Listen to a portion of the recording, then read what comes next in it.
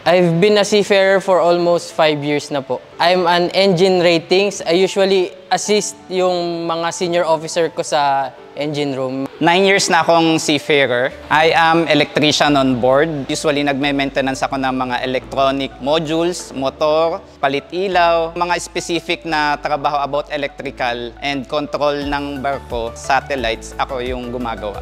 Usually, nag-start yung day namin ng 8 in the morning, pero usually gumigising kami na 6. Sa lupa, nagta-travel pa kami through car or commute. Doon, bababa ka lang, naandun na yung trabaho mo, ilang steps lang away. Usually, kailangan mo mag-work until 9 ng gabi. So, minsan, bitin na bitin yung pahinga ng mga kabaro natin. Unlike dito sa lupa, more on office work yung ginagawa namin, pero sa barko, lahat ako yung gumagawa. Utos ko, gawa ko. Siguro ang pinaka-memorable sa akin na experience ko sa barko is yung part na malapit na lumubog yung barko namin dahil sa lakas ng alon at saka bad weather.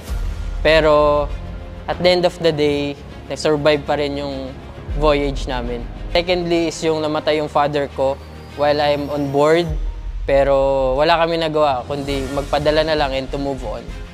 Parang bago lang kasi ako noon, so around 2 months pa lang nung namatay yung father ko. Then I need to finish my contract sa around 10 months. Yung contract ko po is usually 9 months, pero yun na po yung minimum na sa experience ko, lumalampas pa even a year. Kaya hindi madali, pero you have to do it kasi yun yung pangarap mo eh.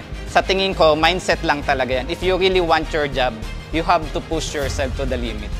Siguro ang pinaka-memorable na experience ko is nung na-promote ako. Na-compensate yung paghihirap ko. Parang na-acknowledge yung dedication ko sa work. Ang seafarer kasi kino-consider na talaga ngayong bayani ng bansa. Kasi yung sakripisyo ng pagkalayo sa pamilya, sakripisyo para sa pag-angat din ng ekonomiya ng bansa, the sacrifice itself is the biggest fulfilling accomplishment para sa akin. Worth it talaga ang pagiging seaman.